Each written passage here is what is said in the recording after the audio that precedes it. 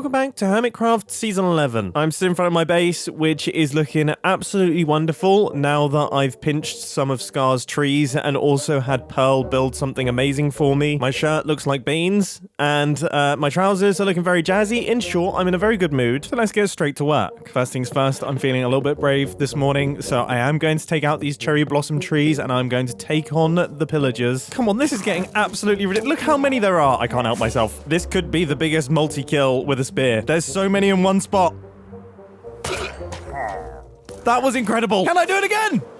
Yes! I swear, the more I kill these things, the more they spawn. I'm assuming the only way to prevent them spawning is by spawn-proofing the area, maybe covering it with buttons, or potentially mossy carpets? Do they stop spawning? I mean, I'm assuming they do. What on earth? Things are genuinely getting out of hand. I'm not joking when I say it took me about an hour to remove 15 trees from up there, but it has improved things significantly. Everything looks so much cleaner, so much more cohesive. My arrow wounds may never heal, but at least my base looks good. So for those of you who missed the previous episode, a huge city is going to be sitting on top of this area here. Massive skyscrapers going off into the sky. Really cool interactive base elements. It's gonna be fun. I would highly recommend watching that episode at the very least so you can laugh at me messing up my title cards for like the 15th time this season. I don't know how it keeps happening. But one of the first things that you're going to see of the city is the city walls, which are made up of apartment buildings that used to be occupied by humans. They're now derelict. And this is extremely dense, compact housing. It's gonna have lots of detail, lots of things going on, and it's effectively going to be the first thing that your eye sees when you look at the city. So it's very important that I get this right, which is why it is now time to dive into some mood boards. Now, I would say these stills more reflect the sort of vibe that I want on the inside of the city. So this is from Love, Death and Robots, this is from Ghost in the Shell.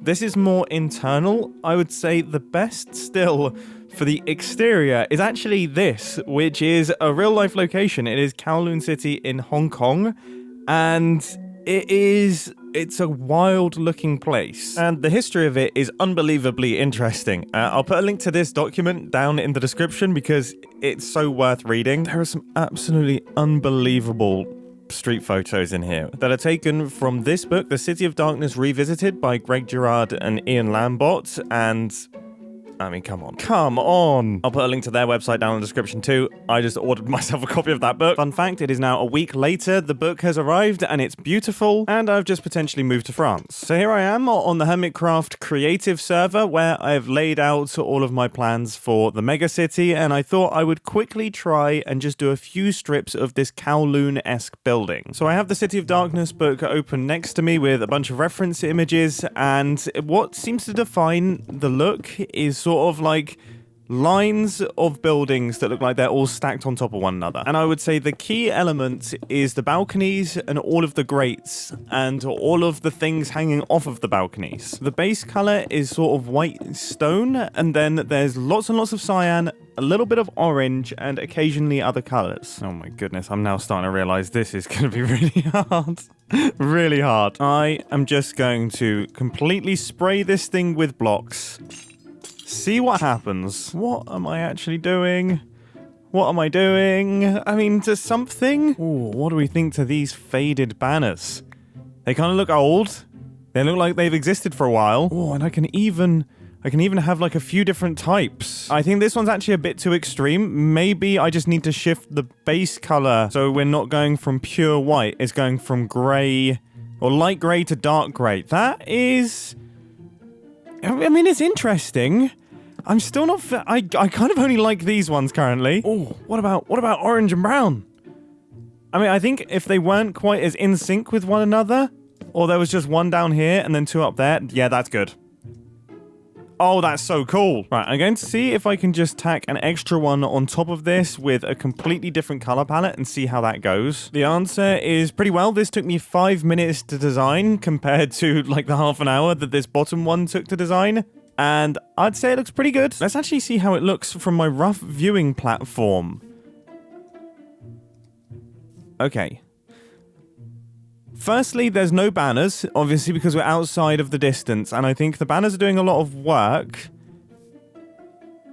I mean, it looks busy, but like that is kind of the point. I think I'm going to try and finish up this block and see how it's feeling. Pretty cool. Pretty cool. I like the idea that some of them have been abandoned earlier than other ones. So this one, for example, this one's been vacant for a very, very long time. I also think the addition of some of the roof details is massively helping the structure. It still looks absolutely insane from a distance, but if I imagine this level of busyness on like a large scale, it's almost so much busyness that it's like it becomes one uniform pattern, which I think is good. And then the skyscrapers in the back will be significantly less busy, so there'll be a contrast there. That, at least, is my hope. Now, one thing I do want to avoid is having a bunch of sort of front-looking units here, and then having a bunch more front-looking units here. I don't want any of that sort of, like, compression in the corner, so I think I'm going to keep this edge quite minimal. Something like that will probably do the trick, and then that will give these a little bit of space to breathe. Not too much, because, you know, we want it to look nuts, but I think it will help. So this gives a pretty good idea for what we're looking like for the border wall of our city and the place that you're going to be traversing as a player in the game. These are the sorts of places that you're going to run into people, sort out trades, do collections, all that good stuff. So now I have a Herculean resource gathering mission to do. Wow, I forgot how nice this place looks and how terrible this place looks. Trust me, the warehouse is on the list. I keep getting distracted by trees and boulders and now incredibly dense areas of population. We all know the feeling, right? So I've laid out all of these shulker boxes here. These are for the base supply. So things like the tuff, the stone, the andesite, the bone blocks, the mushroom blocks, the sandstone, all of the blocks that make up the base of the color palette, sort of the 60%. Then this right here is going to be the 30%, which is all of the rails and the gates and the fences and the bars and the chains. I don't know what you're thinking. There's 6 shulker boxes for the 60% and there's 6 for the 30%. That seems silly. Well, there's so much more block variety here that I feel like it's going to be split up into more categories. And this final one over here is going to be for all of the banners, and it's the final 10%. The last little details, the pops of colours that are going to be in this. I can't take the clucking anymore. Now, the first stage of any resource gathering mission is to travel over to Scar's base and take as many resources as you think you can get away with. I'm sorry, this red sleeve keeps making me think I'm Grian. The actual first stage is to look through all of your junk chests and see if you have anything important lying around. I've managed to pick up nearly 10 stacks of tuff. Oh, and in another strike of good fortune, I'm still within someone's beacon range. So this stuff is flying. Oh, it just ran out. I forgot to bring any torches. And instead of going back up to my storage system to get them, I've just turned off all the lights and closed all the curtains and eaten 3 performance-enhancing carrots. So hopefully I should be okay. I think this should be enough tuff, at least for the foreseeable future. That is very nice. I've reached peak laziness, but I'm not going to mine the stone. I'm just going to smelt the cobblestone from my cobblestone generator. I just paid for my laziness because I just went AFK and forgot to put the cobblestone into the actual furnace array. I wasn't AFK. I was just taking a break. While I wait for that to happen, I'm going to craft the most chains that I've ever crafted. Chains use a pretty horrific quantity of iron, don't they? We are getting there. Okay, now it's time for all of the sandstone. Nice one. Now andesite, and a site that I like to see. Now for some smooth stone. Wait, my villagers sound wrong. That's much better. I must say, at this point in time, I kind of wish I had a mob farm. This is gonna take months. I decided to go AFK, and this happened. I don't know how, but I just got back and the items were still there. I had fully resigned myself to many hours of resource gathering. Oh my goodness. This is the most adorable thing I've ever seen. Oh, it's the perfect view. What? Who did this? Who actually did this? Because this is one of the nicest things anyone's ever done for me. This is the cutest thing ever. Oh my gosh. Today has really turned itself around. So I've got a decent quantity of bone blocks. Now I just need white concrete, which I actually have some of the resources for here. This is my life for the time being. Is it unethical to leave floaters here? I was planning on just bone mealing the mushrooms, but I need the bone meal for the bone blocks, so I'm running around harvesting them. I am having far too much fun doing this. This should hopefully be enough for the foreseeable future. So now all of my base building blocks are filled in. So now I just have to gather all of the detail blocks. And I thought I would do that in the form of a tiny little time lapse. I destroyed a trial chamber. Then, oh my goodness, let's see if I can remember what I did. It's now the next morning. Destroyed a trial chamber.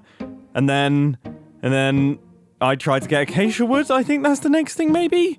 And then there was something else that oh, how have I forgotten this? I only did it 12 hours ago. Either way, it is now done. I'm hoping that with all of these resources right here, we should have more than enough to at least build a handful of units. At least, I hope so, because that took me all day. Let me just quickly check that I still like what I'm about to do. I think I do. I do like it. It's slightly insane to look at, but then I have a picture of Kowloon open on my desk next to me, and that's also insane to look at. It is time to start placing in blocks. We're going... The city has officially started. Now, although it's massively inefficient, I'm going to start off by building up a cube of stone, most of which is going to be destroyed. This should just about do it for the size of the building. I can't help myself. I have to check this out from the seat. It looks... Of course, the first location that I choose is obscured by a tree. I also can't help but notice that because the entire city, like the city that I built on the Hermitcraft creative server was done in reference to the hilltop, but then with this build in front of it, it makes much more sense that it shifted like 30 blocks this way and like 10 blocks this way. The thing that I designed on the creative server is dominant in this direction, looking this way, whereas this block definitely feels like it wants to be pointing this way. Okay, we're gonna have to do some redesigning, which is cool. The things that I did on the Hermitcraft creative server was sort of a reference, and I kind of want to free flow as the design grows. I'm using Lightmatica purely as a reference for location, but not for the build. So that little red block right there is what we're constructing. Next stage of the process is grab some base blocks and start building up the units, like start planning those out. Immediately, I am building a unit with a block palette that I've not experimented with before. What could possibly go wrong there? Not sure I'm loving this. How do I always forget this crafting recipe? And how do I craft smooth sandstone? If I could go the rest of my life without smelting something, I'll be very happy. Right, I've fiddled around quite a bit. I've extended things out. I think we have the beginnings of a structure.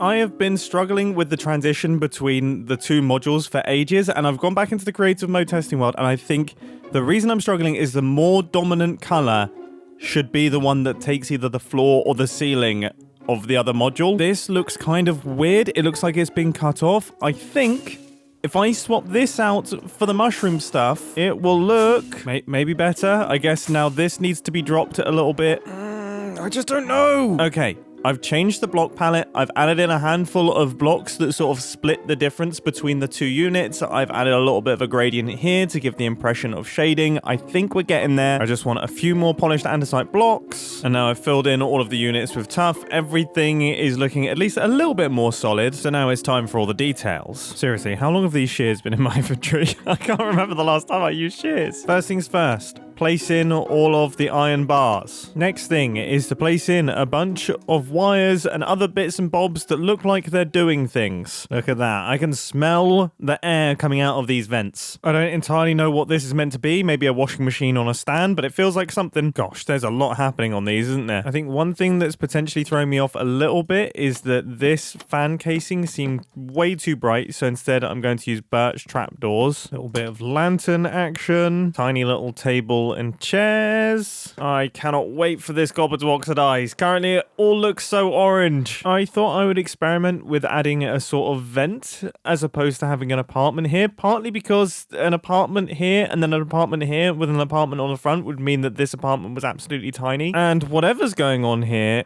I do think it actually works. And with the final details added to this apartment as well, I would say we kind of have a little block going. There's tons going on. There's loads of details. All sorts of bits and bobs hanging off it, which is great. And the cool thing is, I feel like it does fit in world-wise with the things that have been built in the foreground, but feels like it's been constructed by someone else. Like, the components are the same, but this is significantly different from all of this, which I think is a good thing. Now I'm going to switch back out of maximum detail mode and get to work on the roof, which is just going to be the band of tuff going around like this. I think I'm going to make it so that all of the roofs do this. I think it's a nice detail. It almost puts a little hat on top of the building, which I like. Yeah. Yep, really, really cool. Oh, except maybe I could add a little bit of variance to it. Now, we're not going to go mad here. I just think adding a little bit of lightness to the corner could help. Remember, this building is going to be sandwiched between two bigger buildings, so that would be the logical brighter spot. And I think that's made a difference. Yeah, look at that. It looks way less heavy now. That's cool. So I've just chucked a handful of details up on the roof section here, nothing too serious, but that has made it feel like a complete block. It is a block. We have a single block. 1 diamond for 5 stacks. Does this person not want to be in business? That is unbelievably cheap. Because here's what I'm thinking, right? I've got 5 stacks, 1 diamond going into the mix. If I now craft up a ton of banners, okay, then actually use one of these things which I always use for fans for what it's actually meant to be used for, and put that in there, and then do a reverse gradient. Yeah, that looks like a stained banner, right? Like that works, and it saves me having to get grey dye, which actually grey dye is really easy to get. I was thinking that I would need squidding, but no, it's just the azalea things. Oh, the slight orange light though actually changes them a little bit and makes them look super good. Yeah, okay. And the sort of great thing about banners is that they look really cool when they're close up, but I think they would look terrible if we were far away. But when we're far away, they disappear, which means that you don't have to deal with the issue of them all being there and sort of cluttering up the place. Absolutely perfect. So now I'm going to take the render. It didn't appear. Okay. There it is. So I'm going to take the render, which this is now a part of, and I'm going to build up all of the blocks in the same way that I did with the stone brick and the stone to give us a good idea of the scale and when this actually exists on this world, but B, it's going to be so ugly that I'm going to want to finish all of the apartments as soon as possible, and thus it will give me an enormous kick up the bum to get this finished as quickly as possible. This is such a strange task. It's very confusing. I spend most of my time existing in a world of bright blue. I'm also becoming increasingly concerned at the task at hand. You know, this is taking me all day to construct this thing. The resource gathering that I did yesterday should do me for a good number of these units, but I don't think it's going to do me for all of them. I just hope I can find a solid rhythm with this. Like, if I can get to the point where a single apartment takes half an hour, and let's say there's 100 of them, which is probably high. Let's say 50 of them. Then that's only 1,500 minutes, which is literally almost 24 hours. And that is completely acceptable. I just realized I'm sat here nattering away as if my game doesn't look like the most disgusting thing on the planet. This is utterly unwatchable. So I decided to lock in and get this thing finished, but then Doc popped over. Right, Doc, just to make sure, do you have any Chinese takeaways on the way? Have you ordered an Indian pizza? Anything coming? All good. Look, Whack a Schalker, almost done. Okay. Wow, this looks very fancy. Oh my goodness. Wait, there's some crazy sounds going on. What is this? There's a whole Schalker farm below it. Okay. The game goes like that, right? The Schalkers will show up there on the playing field. You shoot from up there where the water tower is, right? Okay, cool. And that's it. I mean, do you have a decent bow? I don't even have a bow. A little hint. Okay. Schalkers can only be shot if they actually open their shells. Yes. Yeah. Okay. Yeah. I could see myself falling into that trap. Oh my goodness. This is gonna be hard. Yeah, maybe. Okay. You're good. You're good. Yeah, I'm good. I'm good. I'm nervous. You didn't hear any audio playing, right? No. Did you? We're in a group.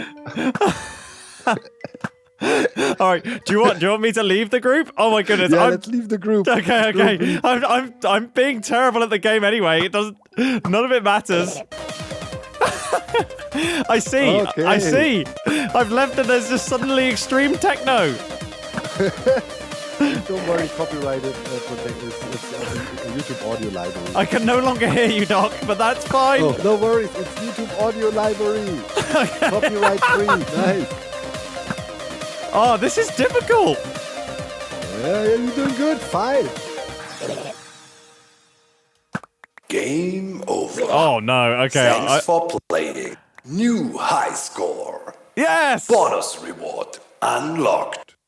Wow. All right. So I got the new It high worked. score. Yes. Did you get a full Schalke box of Schalke shells in your inventory? As this was a test game, you can't keep that. Oh, but wow, the okay. other shells you got, you can keep. You should have, wait. Yeah. You had 7. 7 times 4, 28 in your There we inventory. go. Look at that. Yes. You're wearing the lab coat for a reason, buddy. You know worked. maths. That was incredibly enjoyable. And now I am filling in the final blocks of this absolutely monstrous stone structure. This is big. This is big.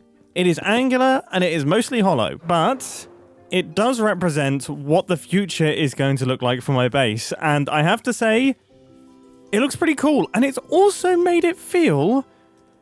Why does it now feel very manageable? Like, I actually think,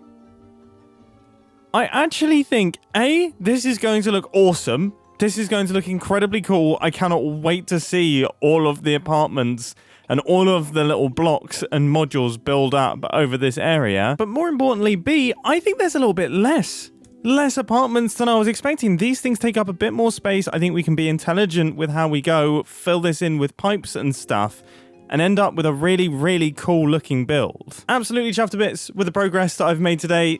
This is looking awesome. This is the first step towards probably one of the biggest projects I've worked on. I'm extremely excited for the next episode where I'm definitely going to lock in and I'm going to get a bunch of these apartments installed. And I'm also extremely excited to tell you that I do actually have a Discord server. I've had it for years, but haven't really mentioned it in a long time. And I'll put a link to it down in the description. It's a lovely community run by a lovely community of individuals who I think you will all really, really like.